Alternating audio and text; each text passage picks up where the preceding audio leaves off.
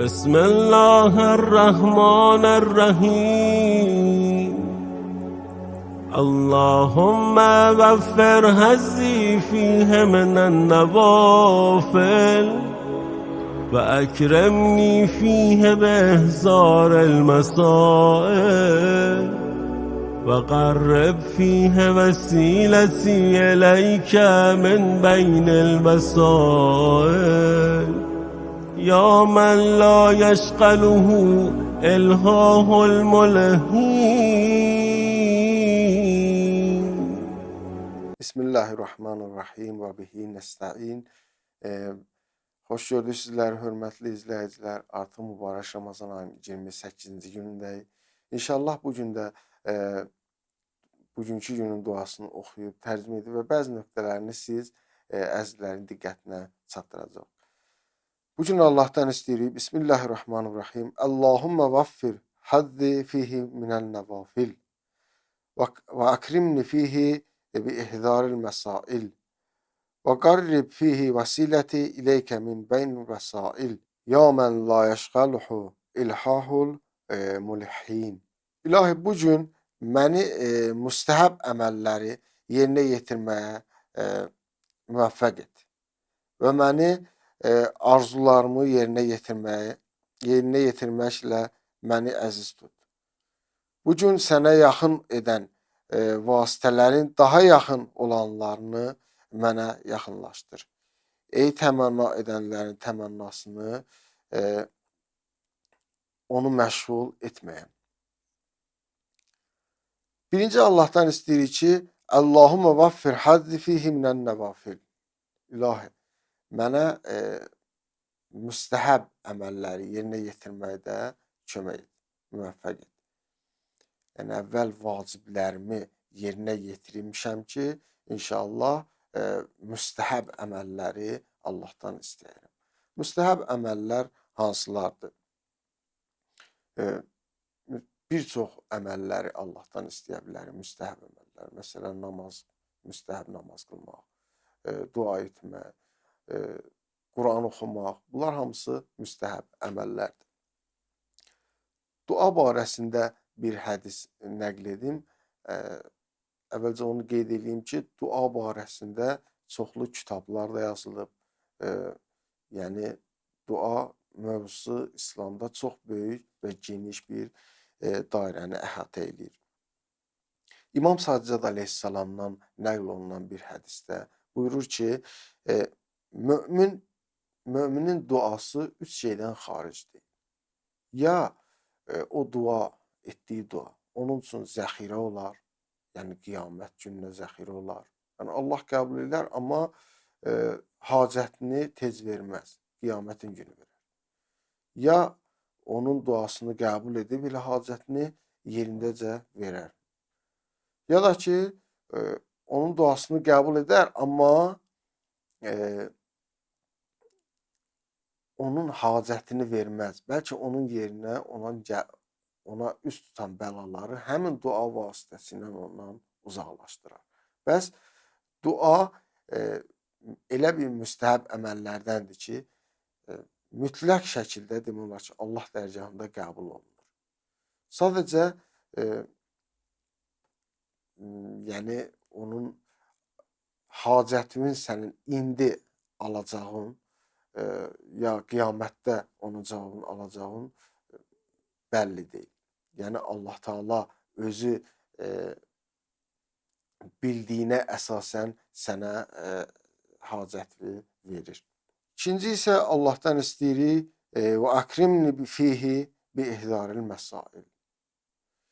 Yəni Allahdan istəyirik ki, ilahi, məni ucalt ki, dini məsələlərimi öyrənə bilim. Dini məsələləri, xüsusilə də o məsələlər ki, bizə gündəlik lazımdır. Məsələn, təharət bəhsləri, məsələləri, yaxud da namaz məsələləri, orucun hökmləri. Bunların hamısını bilmək hər bir müsəlmana vacibdir. Biz bilməliyik ki, dəstəmazın icallığı və onun hökmləri nədir?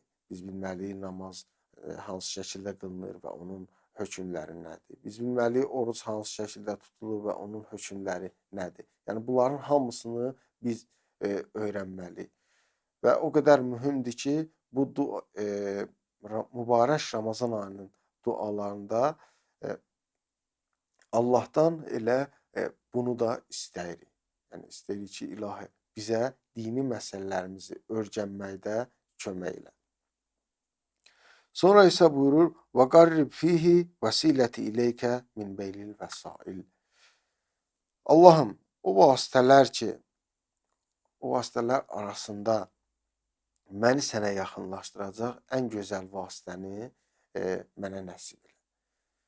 Baxın, hansı vasitələr bizi Allaha yaxınlaşdıra bilər? O vasitələrdən biri Qurandır. Yəni Quran-ı Kərim bir dənə vasitədir ki, bizi Allaha yaxınlaşdırar. Yəni Quranla daima ünsiz olmaq insanı Allaha yaxınlaşdırır. Yaxud da namaz, istər müstəhəb namaz olsun, istər vacib namaz olsun və bir vəsilədir ki, insanı Allaha yaxınlaşdırır, oruclu olcur və bütün ibadətlər bu şəkildə.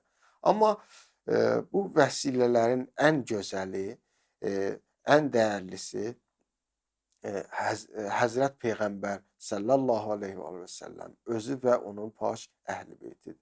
Ona görə də biz Allahdan istəyirik ki, ilahi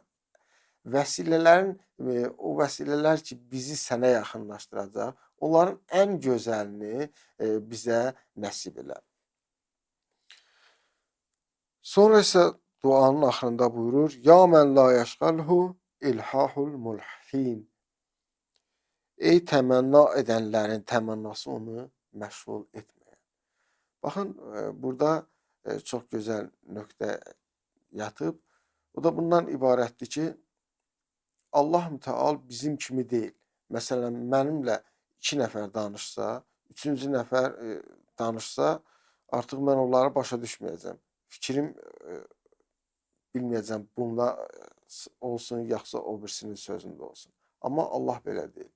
Allahla bütün bəşəriyyət, yəni bütün insanlar, bütün canlılar eyni halda Allahla razı niyaz eləsə və sən də getsən Allahdan bir şey istəsən, razı niyaz eləsən, Allah sanki səninlə danışır. Amma eyni halda onların hamısından yəni diqqəti var və onların hamısına istəklərini, hacətlərini yerinə yetirir. Bəs bu Allahın qüdrətinə, elminə qayıdır. Bugünkü günün duasında 3 şey istədi. Birincisi müstəhəb əməlləri, ikincisi şərii məsələləri öyrənməyimizi Allahdan istədi. Üçüncüsü isə ən gözəl vəsilə ki, o vəsilə ki, bizi Allaha tez şəkildə çatdıra bilər. Yəni Allahdan bu 3 diləyi arzu etdik ki, bizə nəsib etsin. İnşallah ümid edirik, Allah Teala bizim haqqımızda bugünkü duanı qəbul edər və bunu qəbul etməklə bizə izzət nəsib edər. Bəli, hörmətli izləyicilər, artıq bugünkü söhbətin də sonuna çatdıq. İnşallah gələn görüşlərdə görüşənə qədər. Vəssalamu aleykum və rəhmətullahi və bərəkatuhu.